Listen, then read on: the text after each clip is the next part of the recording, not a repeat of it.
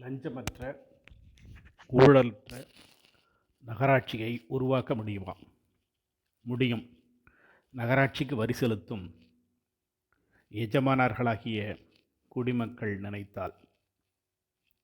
மக்களாட்சி அல்லது ஜனநாயகம், டெமோக்ரஸி என்பது மக்களால் மக்களுக்காக நடத்தப்பெறும் அரசாங்கம் என வரைவிலக்கணம் கொண்டது.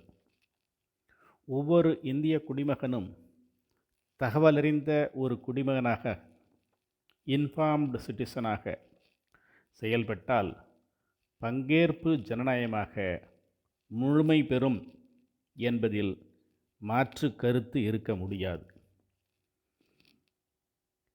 25/10/2001க்கும் 24/10/2006க்கும் இடைப்பட்ட 5 ஆண்டு காலத்தில் மக்களின் பங்கேற்பு ஜனநாயகம் விருத்தாசலம் நகராட்சியில் எவ்வாறு நடைமுறைப்படுத்தப்பட்டது, அதனால் லஞ்சமற்ற ஊழலற்ற விருத்தாசலம் நகராட்சியை உருவாக்க முடிந்தது என்பதை ஆதாரங்களுடன் விளக்கும் தொகுப்புதான் இப்பதிவு.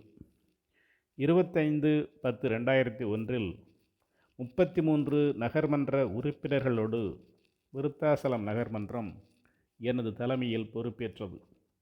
விருத்தாசலம் நகராட்சியின் 1999-2000 ஆண்டிற்கான பொது நிதி மற்றும் இதர நிதிகளின் கணக்குகளின் மீதான தணிக்கை விவரம் பற்றி சுருக்கமாக பட்டியலிட்டு நகர்மன்ற உறுப்பினர்கள் அந்த முழு அறிக்கையையும் பார்வையிட்டு அவர்களின் கருத்துக்களை தெரிவிக்க கோரி அனைத்து நகர்மன்ற உறுப்பினர்களுக்கும் நகர்மன்ற தலைவரால் கடிதம் எழுதப்பட்டது. ஒரு நகராட்சி எவ்வாறு செயல்பட வேண்டும், எவ்வாறு செயல்படக்கூடாது என்பதை விளக்குவதே தணிக்கை அறிக்கை ஆகும். ஆண்டுதோறும் நிதித்துறையின் கீழ் இயங்கும் உள்ளாட்சி நிதி தணிக்கை அலுவலர்கள் இதனை தயாரிக்கிறார்கள். குறிப்பிட்ட காலத்திற்குள் அதன் மீது நடவடிக்கை எடுக்க நகராட்சி ஆணையர் கடமைப்பட்டவர் ஆவார். விருத்தாசலம் நகராட்சியில் லஞ்சம் கொடுத்து காரியம் சாதிக்க முயல வேண்டாம் என பொதுமக்கள் பத்திரிகை செய்தி மூலம் கேட்டுக்கொள்ளப்பட்டனர். 400க்கும் மேற்பட்டவர்கள் புதிய குடிநீர் இணைப்பு கேட்டு விண்ணப்பித்திருந்தனர். அவர்களுக்கு தபால் எழுதப்பட்டது. அரசு நிர்ணயித்துள்ள தொகையை மட்டும் செலுத்தி ரசீது பெறுங்கள். கூடுதலாக யாரேனும் பணம் கேட்டால் கடலூர் டிஎஸ்பி விஜிலன்ஸ் அவர்களுக்கு 041422148214 அவர்களுக்கு புகார் செய்யுங்கள் என நகர்மன்ற தலைவரால் கடிதம் எழுதப்பட்டது. முந்தைய ஆண்டுகளில் நிலவிய முறைகேடுகள் துண்டறிக்கை மூலம் வெளியிடப்பட்டு மக்களின் வரிப்பணம் மீட்பு ஆர்ப்பாட்டம் நகராட்சி தலைவரால் நகராட்சிக்கு முன்பாக நடத்தப்பட்டது. பொதுமக்கள் இதில் கலந்து கொண்டனர். ஊழல் எதிர்ப்பு இயக்கத்தினர், நுகர்வோர் பாதுகாப்பு பேரவை உறுப்பினர்கள் பங்கேற்றனர். 1998 ஆண்டு முதல் அமுலில் இருந்த area based property tax assessment system பற்றிய நகராட்சி தீர்மானம் துண்டறிக்கையாக வெளியிடப்பட்டது. வீடு வீடாக சென்று பொதுமக்களும் ஏமாற வேண்டாம், நகராட்சியும் ஏமாற வேண்டாம் என எடுத்துரைத்து சொத்து வரி விழிப்புணர்வு ஏற்படுத்தப்பட்டது. இதில் ஊழல் எதிர்ப்பு இயக்கத்தினரின் பங்கு மிக மிக அதிகம், போற்றுதலுக்குரியது. இதனால் கடனிலிருந்த விருத்தாசலம் நகராட்சி பொருளாதார தன்னிறைவு பெற்றது. நகராட்சியின் நிதிநிலை மிக வேகமாக உயர்ந்தது.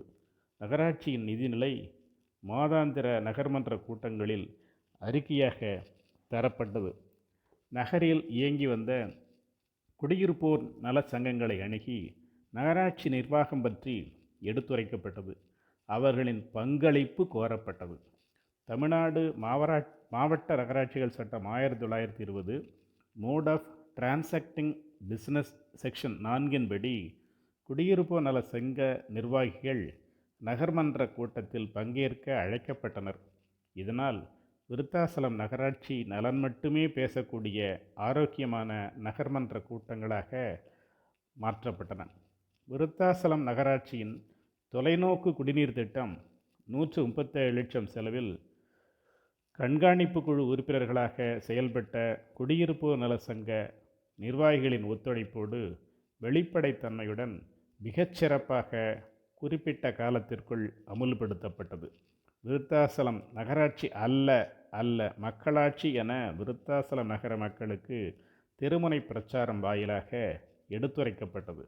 நகராட்சியின் அனைத்து செயல்களையும் கணினிமயமாக்கி ஒளிவு மறைவற்ற விரைவான செயலாக்கத்தினை கவர்னன்ஸ் பொதுமக்கள் அறியும் வண்ணம் வான்வழி செயல்பாடு நடைமுறைப்படுத்தப்பட்டது. நகராட்சியின் 21 செயல்பாடுகளையும் ஆன்லைன் மூலம் அறிந்து கொள்ள நடவடிக்கை எடுக்கப்பட்டது. இதற்காக நகராட்சியில் ஒரு கணினி மையம், பேருந்து நிலையம், சந்தை வளாகம் மற்றும் பெரியார் நகர் பகுதிகளில் கணினி மையங்கள் உருவாக்கப்பட்டன.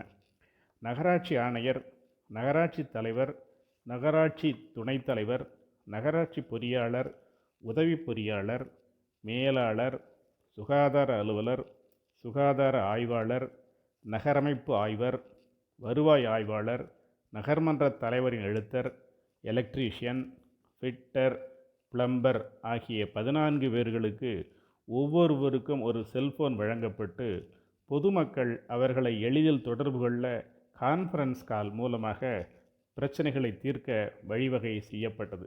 நகராட்சிக்கு வழி செலுத்தும் எஜமானர்களாகிய பொதுமக்கள் நலைத்தால், தகவலறிந்த குடிமக்களாக மாறிவிட்டால் லஞ்சமற்ற ஊழலற்ற நகராட்சியை உருவாக்க முடியும் என்பதில் எந்த மாற்று கருத்தும் இருக்க முடியாது என நான் கருதுகிறேன். உங்களின் சிந்தனைக்கு விட்டுவிடுகிறேன்.